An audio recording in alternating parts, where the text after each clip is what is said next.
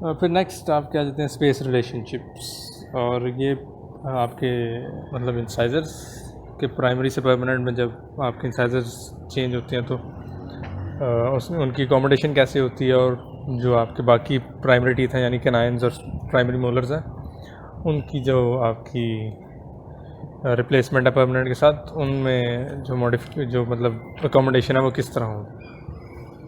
तो एक चीज़ होती है इंसाइजर लाइबिलिटी। इंसाइजर लाइबिलिटी का बेसिकली मतलब है कि जो आपके प्राइमरी इंसाइजर्स होते हैं उनका साइज़ छोटा होता है as compared to the permanent incisors. तो आपके प्राइमरी जो परमानेंट इंसाइजर्स हैं उनको ज़्यादा स्पेस चाहिए होती है नॉर्मली इरप्ट करने के लिए as compared to the primary incisors. तो इस डिफरेंस ऑफ स्पेस के लिए जो टर्मिनोलॉजी यूज़ होती है वो आपकी इंसाइजर लाइबिलिटी कहलाती है। अब होता यह है कि साइज़ में तो वो बड़े हैं लेकिन अकोमोडेट हो जाते हैं। तो किस तरह अकोमोडेट होते हैं, तो उसमें 3-4 पॉइंट्स इंपॉर्टेंट है। सबसे पहली बात तो ये है कि आपकी जो प्राइमरी डेंटिशन होती है वो इटसेल्फ उसके अंदर स्पेसेस प्रेजेंट होती हैं। तो कुछ तो वो स्पेसेस आपकी जो परमानेंट इंसाइजर्स हैं उनको अकोमोडेट करेंगी।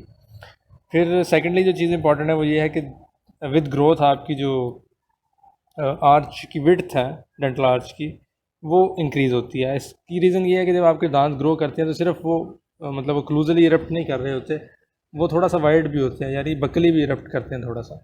तो उसकी वजह से आर्च की विड्थ थोड़ी सी इंक्रीज़ हो जाती है। आर्च की विड्थ इंक्रीज़ होने से थोड़ी सी स्पेस बन जाती है जिसमें आपके परमानेंट इंसाइजर्स अकोमोडेट हो जाते हैं।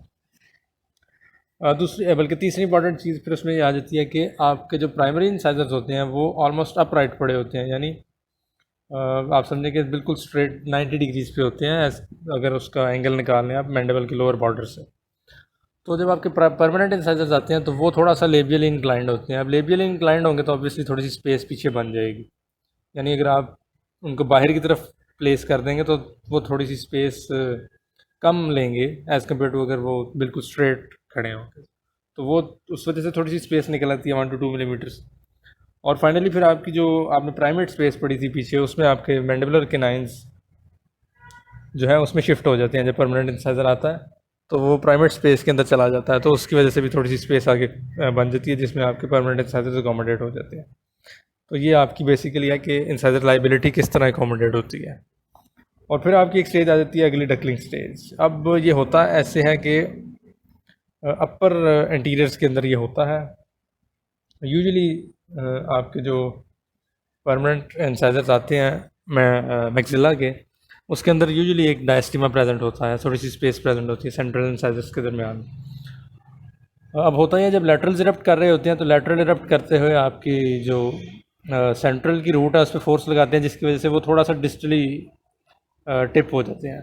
तो डिस्टली टिप होने की वजह से उनकी जो है जो आप समझ लें एक तो उनकी एस्थेटिक्स थोड़ी सी ख़राब हो जाती हैं, और सेंटर में आपकी स्पेस भी अगर होती है तो वो बढ़ जाती है, नहीं होती तो वहाँ पे स्पेस प्रेजेंट हो जाती है।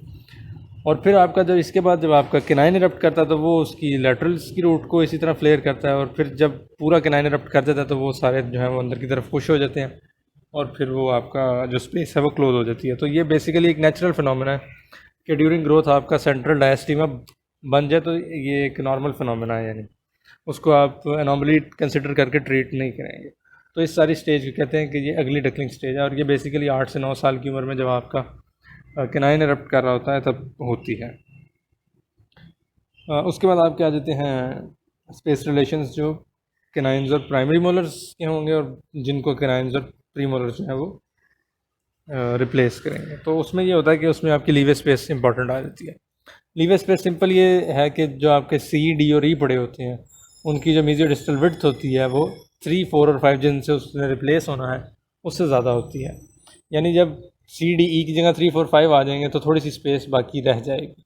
वो स्पेस आपकी मोलर्स की मीजियलाइजेशन से यूजुअली कवर होती है, लेकिन अगर आपने ऑर्थोडोंटिकली क्राउडिंग ठीक करनी है तो आप 6 को मीजियल मूव करने से रोक के तो एंटीरियर जो टीथ है उनको लीवर स्पेस के अंदर पीछे की तरफ पुश कर सकते हैं, डिस्टली पुश करके थोड़ी सी स्पेस ले सकते हैं। तो ये जो एक्स्ट्रा स्पेस होती है इसको लीवर स्पेस कहते हैं, और ये मैंडिबल में थोड़ी सी ज़्यादा होती है 2.5 मिलीमीटर एक साइड पे, यानी टोटल 5 मिलीमीटर होती है, और 1.5 मिलीमीटर आपकी अपर की एक साइड पे होती है, यानी 3 मिलीमीटर ये मैक्सिलरी आर्च में होती है। और उसके बाद जो उसके रिलेशनशिप्स हैं कि प्राइमरी सेकंड मोलर्स की डिस्टल साइड से देख के अगर आप प्रिडिक्ट करना चाहें कि आपका परमानेंट मोलर का रिलेशन क्या होगा, तो वो भी इसमें बताया हुआ है और आगे उसके लिए पूरी सेपरेट एक वीडियो भी बनी हुई है। और ग्रोथ में जो लास्ट टॉपिक इम्पॉर्टेंट है वो आपका है रोटेशंस। बेसिकली मैंडिबल की रोटेशन इम्पॉर्टेंट है कि ग्रो करते हुए मैंडिबल किस तरह रोटेट करता है और उसका आपकी ओवरऑल डेंटिशन पे और इरप्शन वगैरह पे क्या इफ़ेक्ट आता है। तो उसमें डिफरेंट टर्मिनोलॉजीज़ हैं जो बेसिकली कंफ्यूजिंग है सारी, लेकिन उसमें से जो सिंपल सी चीज़ है, जो इम्पोर्टेंट चीज़ याद करने वाली, वो हम देख लेते हैं। तो वो कहता ये है कि दो तरह की रोटेशंस आपकी होती हैं। अगर एक बोन को वो कहता है आप दो हिस्सों में डिवाइड कर लें कि एक उसका कोर हो जाए और एक उसके अराउंड जितनी भी बोन प्रेजेंट है या उसके प्रोसेसेस वो कहता है, या हम सिंपल उसको कह लेते हैं जितनी बोन उस कोर के अराउंड प्रेजेंट है, उन दो पार्ट्स को अगर हम बोन को उन दो पार्ट्स में डिवाइड कर दें, तो वो कहता है कि जो कोर है उसकी रोटेशन को हम इंटरनल रोटेशन कह देंगे और जो बाहर सारा सरफेस पे चेंज आ रहा है बेसिकली वो आपकी एक्सटर्नल रोटेशन हो जाएगी। तो ये दोनों आपकी बेसिकली प्रॉफिट की टर्मिनोलॉजी है, इंटरनल रोटेशन और एक्सटर्नल रोटेशन। अब मैंडिबल देख लेते हैं, मैंडिबल में क्या होता है। मैंडिबल में वो कहता है अगर आप कोर उसको देख लें कि जहाँ आपकी इन्फीरियर एल्वियोलर नर्व जा रही है उसके अराउंड जितनी बोन प्रेजेंट है वो अगर आपका मैंडिबल का कोर हो जाए और बाकी सारा जो भी एरियाज़ हैं प्रोसेसेस बाकी जितने भी हैं, एल्वियोलर प्रोसेस हो गया जहाँ पे मसल्स अटैच्ड हैं, वो कोरोनॉइड हो गया, कॉन्डाइल हो गया, ये सारा हो गया, तो ये बेसिकली आपके सारे एक्सटर्नल पार्ट हो जाएंगे और सेंटर वाला कोर हो जाएगा। अब वो कहता है जब मैंडिबल ग्रो करता है तो जो उसका कोर है वो इस तरह रोटेट करता है कि इंटीरियरली वो अपवर्ड चला जाता है। यानी जो आपका एंगल बनेगा मैंडिबल का, यानी अगर आप कंडाइल से लेके एंगल तक एक लाइन लगाएं और फिर एंगल से लेके चिन तक एक लाइन लगा लें, तो इस एंगल को मेजर करें फॉर एग्जांपल, तो विद ग्रोथ आपके कोर में ये एंगल कम होता जाता है, यानी इंटीरियरली आपका core of the mandible upward rotate करता है। लेकिन वो कहता है कि ड्यू टू सरफेस चेंजेस ये सारा का सारा आपको एक्सटर्नल नज़र नहीं आता। एक्सटर्नली आपकी जो मतलब रोटेशन है या आप कह लें बोन रिजॉर्प्शन और डेपोजिशन है वो इस तरह होती है कि वो इंटरनल रोटेशन को मास्क कर लेती है। अब होता ही है कि अब इसको मास्क करने का बेसिकली मतलब ये है कि जब आपकी इंटीरियरली आपका कोर अपवर्ड रोटेट कर रहा है तो इसका मतलब है कि lower border of the chin पे आपकी बोन की अपोजिशन होगी, यानी वहाँ पे आपकी बोन की अपोजिशन होगी, तो ओवरऑल जो आपको पिक्चर मिलेगी वो यही मिलेगी कि नॉर्मल पड़ी हुई है। लेकिन अगर आप इम्प्लांट स्टडीज करें तो आपको उसमें ये पता चलता है कि कोर जो है वो अपवर्ड रोटेट कर गया हुआ है। तो उसका बेसिकली इसकी जिस्ट यही है कि आपको ओवरऑल वो नज़र नहीं आता एक्सटर्नल सरफेस पे, क्योंकि एक्सटर्नल रोटेशन भी हो रही होती है और वहाँ पे बोन रिजॉर्प्शन और एपोजिशन हो रही होती है ऐसे पॉइंट्स पे जो बेसिकली आपकी इंटरनल रोटेशन के ऑपोजिट होते हैं। और दूसरी इंपॉर्टेंट जो इसमें टर्मिनोलॉजी है वो फॉरवर्ड रोटेशन और बैकवर्ड रोटेशन की है। फॉरवर्ड रोटेशन का मतलब है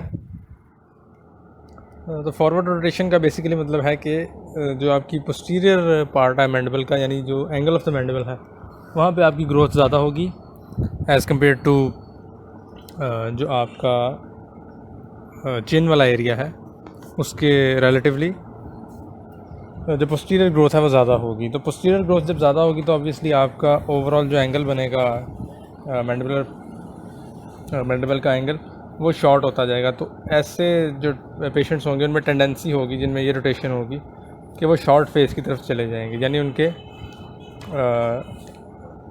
जो इंटीरियर फेशियल हाइट होगी, इंटीरियर की लोअर फेशियल हाइट होगी वो शॉर्ट हो जाएगी।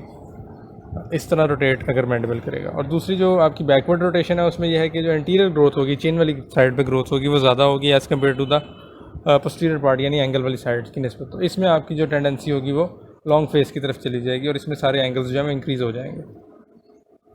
और दूसरी इसमें इंपॉर्टेंट चीज़ है कि इसमें एक तो आपका ऑब्वियसली मैंडिबल का एंगल स्टीप होता ही है, साथ ही जो आपका पैलेटल प्लेन बनता है आपका जो इंटीरियर नेजल स्पाइन से पोस्टीरियर नेजल स्पाइन तक जाता है, बेसिकली मैक्सिला आप कह लें, वो भी आपका ऑपोजिट रोटेट कर जाता है, यानी वो इंटीरियरली अपवर्ड चला जाता है, पोस्टीरियरली डाउनवर्ड चला जाता है। तो उसकी वजह से भी जो आपका मैंडिबुलर प्लेन एंगल बनता है वो इस बेसिकली बैकवर्ड रोटेशन के अंदर लॉन्ग फेस इंडिविजुअल्स में वो भी अपोजिट हो जाता है, रोटेट हो जाता है, यानी इंटीरियरली अपवर्ड हो जाता है, जिसकी वजह से जब आप मैंडिबुलर प्लेन एंगल फाइंड करते हैं, जो इन दोनों प्लेन्स के अंदर मैंडिबुलर प्लेन और पैलेटल प्लेन के दरमियान का एंगल होता है, वो भी इंक्रीज़ हो जाता है, जो बेसिकली आपके हाई एंगल को शो करता है। तो ये सारी कैरेक्टरिस्टिक्स आपकी लॉन्ग फेस इंडिविजुअल्स की हो जाती हैं। अब बाकी जो उसकी टर्मिनोलॉजीज हैं, total rotation, matrix, internal, external, ये डिफरेंट ऑथर्स ने डिफरेंट दी हैं, लेकिन चीज़ सेम है। तो ये सिंपल टेबल में से देख के ये बेसिकली इसका रट्टा ही है और कुछ नहीं है। और लास्टली ग्रोथ में जो इंपॉर्टेंट चीज़ है वो ये है कि जब आपकी ग्रोथ होती है तो आपकी टूथ इरप्शन पे उसका क्या इफ़ेक्ट आता है, उसमें कोई उसका पाथ चेंज होता है या उसमें क्या डिफरेंस आता है। तो ये हमने जब पीछे पोस्ट इरप्शन जो उसकी मूवमेंट पड़ी थी परमानेंट ईथ की इरप्शन की, तो उसमें उसने बताया था कि जब स्टार्ट में आपकी जो स्पर्ट आता है उसके बाद जब ओक्लूजल कांटेक्ट हो जाता है तो उसके बाद बेसिकली आपकी जो इरप्शन की स्पीड होती है वो बेसिकली आपकी जितना मैंडिबल रोटेट करके डिसक्लूड करता है दांतों को, उतनी ही स्पीड पे आपकी जो है वो इरप्शन होती रहती है। तो यहाँ पे वही बेसिकली इंपॉर्टेंट पॉइंट है। तो मैक्सिला में वो कहता है कि जो बेसिक पाथ ऑफ इरप्शन होता है दांतों का वो डाउनवर्ड एंड समवट फॉरवर्ड होता है, यानी एक तो इरप्शन करते हैं उन्होंने डाउनवर्ड आना ही आना है, साथ थोड़ा सा फॉरवर्ड रोटेट करेंगे। अब उसके साथ अगर आपका इरप्शन का पाथ देखें तो उसमें दो चीज़ें आ जाती हैं। एक आपकी ट्रांसलोकेशन है। ट्रांसलोकेशन का मतलब है कि दांत इटसेल्फ इरप्ट नहीं कर रहा, लेकिन मैंडिबल की मूवमेंट के साथ आपका दांत ऑब्वियसली मूव कर रहा है क्योंकि वो मैंडिबल के अंदर एम्बेडेड है। और दूसरी आपकी ट्रू इरप्शन है, यानी वो ये है कि दांत जो खुद मूव कर रहा है वो डाउनवर्ड एंड फॉरवर्ड होगी बेसिकली। अब मैक्सिला जो है उसमें दो तरह की मूवमेंट्स हो सकती हैं, एक फॉरवर्ड रोटेशन हो सकती है, एक बैकवर्ड रोटेशन हो सकती है। अगर आपकी फॉरवर्ड रोटेशन हो रही है तो उसमें ये होगा कि आपका जो इंसाइजर्स हैं ऑब्वियसली ज़रा बाहर की तरफ आ जाएंगे, प्रोमिनेंट हो जाएंगे, उनका जो टिप है वो बेसिकली लेबियल साइड की तरफ ज़्यादा हो जाएगा। और अगर आपकी बैकवर्ड रोटेशन ज़्यादा है तो इसका ऑपोजिट इफेक्ट आएगा, वो ज़रा पैलेटल साइड की तरफ ज़्यादा चले जाएंगे, लेस प्रोमिनेंट हो जाएंगे। तो ये उसकी जो आपके मैक्सिलरी टीथ है उसकी इरप्शन पे इसका इफेक्ट है। और मैंडिबुलर टीथ पे इस तरह है कि मैंडिबुलर टीथ जब इरप्ट करते हैं तो उनका नॉर्मल पाथ भी आपका अपवर्ड और फॉरवर्ड होता है। अब हमें पता है कि जो नॉर्मल उसकी इंटरनल रोटेशन होती है मैंडिबल की, वो एंटीरियरली अपवर्ड चली जाती है। एंटीरियरली अपवर्ड जाएगी तो वो ऑब्वियसली आपके दांतों को थोड़ा सा पीछे की तरफ यानी लेस प्रोमिनेंट करेगी और अपराइट कर देगी। अब जब दांत आपके अपराइट हो जाएंगे तो वो थोड़ी सी स्पेस पीछे से क्रिएट हो जाएगी, जिसमें आपके जो मोलर्स हैं वो मीजियली मूव कर सकते हैं। अब मोलर्स मीजियली मूव करेंगे तो इसमें जो छोटा सा पॉइंट है इंपॉर्टेंट सा, वो ये है कि अगर उनका क्लास 1 नहीं बना हुआ अभी तक तो मैंडिबल की रोटेशन से उनका क्लास 1 पूरा हो सकता है। तो ये भी एक क्वेश्चन बन सकता है आपके लिए कि एक पेशेंट था जिसमें आपने कोई ऑर्थोडोंटिक ट्रीटमेंट नहीं की, जब पहली दफ़ा वो आपके पास आया था उसके सारे परमानेंट दांत इरप्ट कर गए हुए हैं, कोई स्पेसिस नहीं है दांतों के दरमियान में। तो जब पहली दफ़ा वो आया था तो आप समझें वो क्लास 1 में नहीं था, थोड़ा सा आपका पीछे था दांत लोअर का, यानी क्लास 2 की तरफ था। आप समझें कि क्वार्टर कस्प क्लास 2 था। तो लेकिन जब एक साल बाद वो दोबारा आया तो आपने देखा तो वो क्लास 1 हो गया। आपने कोई ट्रीटमेंट नहीं की, कोई उसमें स्पेसिस नहीं थी कि दांत खुद मूव करते, तो ये कैसे हुआ? तो इसका सिंपल आंसर ये है कि जो मैंडिबल रोटेट कर रहा था ड्यूरिंग ग्रोथ, उसकी वजह से थोड़ी सी स्पेस क्रिएट हुई एंटीरियर्स की अपराइटिंग की वजह से, जिसकी वजह से मोलर जो स्पेस के अंदर मीजियलाइज कर गए तो वो क्लास 1 में चेंज हो गया। तो ये बेसिकली आपका सारा जो है वो ग्रोथ का जो सारा है वो कवर हो गया। तो नेक्स्ट स्टेप्स के बाद इटियोलॉजी पे जाएंगे हम।